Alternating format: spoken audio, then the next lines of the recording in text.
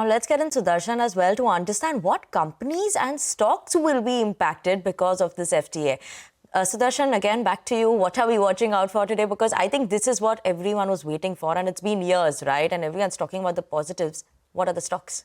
That's correct. So the deal was in the works for last 3 years, and finally it's been signed in the presence of both Indian and UK Prime Minister. So I'll just mention few sectors that will be in focus on the back of this deal, and those are auto, chemicals, food processing, pharma, even whiskey companies will be in focus, and as well as software and IT services. So what will this deal do? It's expected to increase annual bilateral trade between India and UK by almost 34 to 35 billion dollars, and it includes tariff cuts, improved mobility and market access guarantees between both the countries.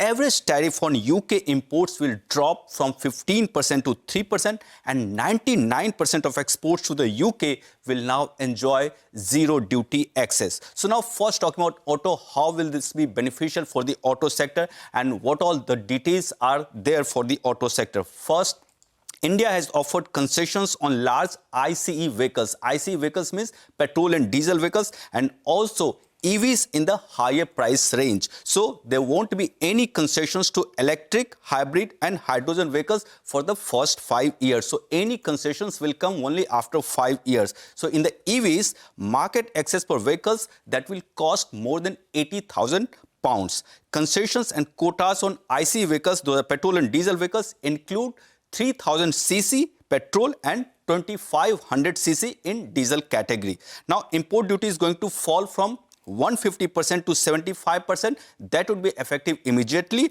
and after that it will fall to 40% over next 10 years. Second sector that will be in focus is pharmaceuticals. Why? India currently exports $23.3 billion in pharma, that is in global market, but exports to the UK are less than $1 billion.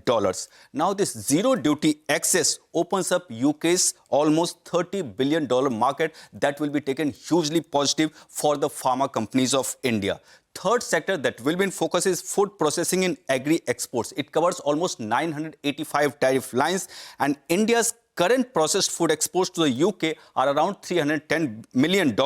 Now, what all products might be in focus? Instant coffee, tea and spices that might be gaining over the next few years. Fourth sector that will in focus is electronics.